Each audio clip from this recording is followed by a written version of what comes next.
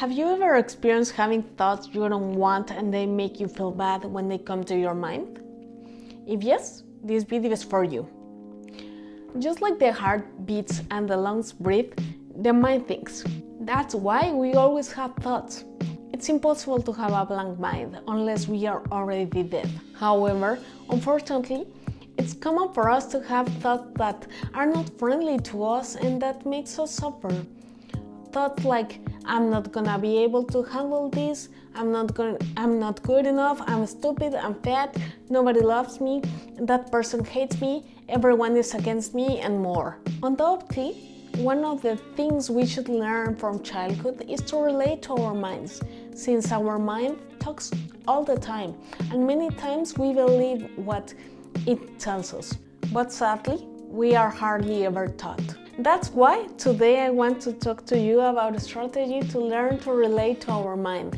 This strategy is called Defusion. Defusion is a strategy that comes from acceptance and commitment therapy and undoubtedly also from meditation. It consists on the possibility of generating enough distance between our thoughts and ourselves, so as not to identify with them. And despite them, we can continue building the life we desire.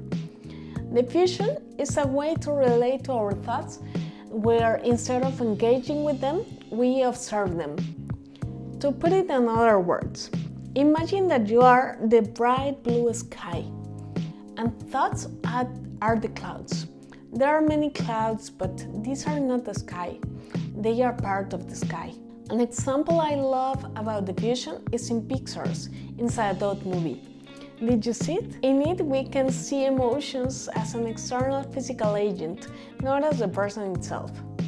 This is exactly Defusion. Moreover, a key moment that illustrates the importance of all emotions is when joy and sadness are trapped together in Riley's mind and realize that to get out, they need to work together. Throughout the movie, Joy had tried to keep sadness away from negative situations, believing that only joy was important for Riley's happiness. However, in this moment of the movie, she realizes that allowing sadness to be present and accepted is crucial for Riley to process and overcome her difficult emotions. This example shows how Defusion involves observing thoughts and emotions without judging or trying to control them. Joy learns to recognize that feelings of sadness are not natural and necessary part of the human experience, and allowing sadness to be present is fundamental for Riley's emotional well-being. Additionally, throughout the movie, we see how other emotions such as fear, anger, and disgust also play an important role in Riley's decision-making. This reflects the idea that all emotions, even those we consider negative, are important and can provide valuable information about our experience and needs. By the way, if you're finding this information useful and would like to be notified when I publish more helpful content, please feel free to subscribe to the channel, like the video, and share it with others. Did you recently have an accident or the diagnosis of a disease? If so, I want to share that 11 years ago I had a big accident where I almost lost my life. From this experience I wrote a book where I narrate my story and the stories of 8 other people in order to give you tools to face a similar experience. You can purchase this book in English or Spanish on any digital platform or on Amazon in your country.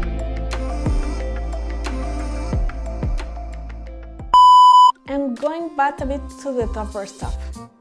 Defusion was mainly created to address anxiety, depression, and even stress issues. It allows us to generate this space I was talking about, and from there observe them and choose how we want to act. Now, how can we apply Defusion in our life? Let's suppose that you are having a tough day at work and that you start feeling overwhelmed by the thought that you are not good enough.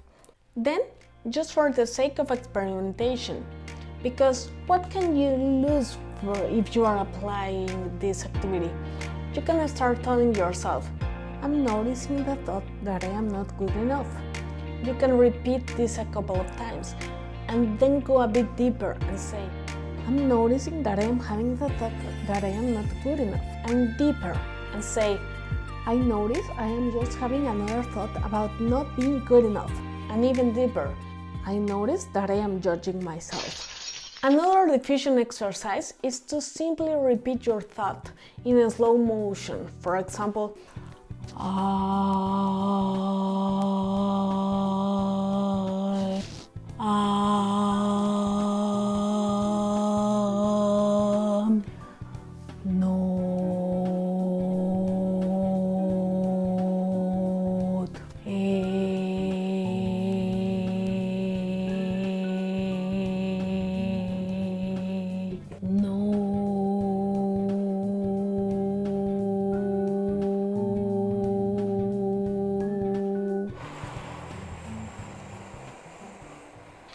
And a final exercise is that every time you catch yourself thinking these things, thank your mind for thinking, like this. Thank you, mind. Anyway, there are many diffusion exercises, but here I want to leave you with at least these 2 practices. And please tell me in the comments how it goes when you do them.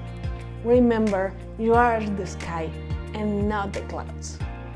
Anyway, have a lovely day. Tschüssi!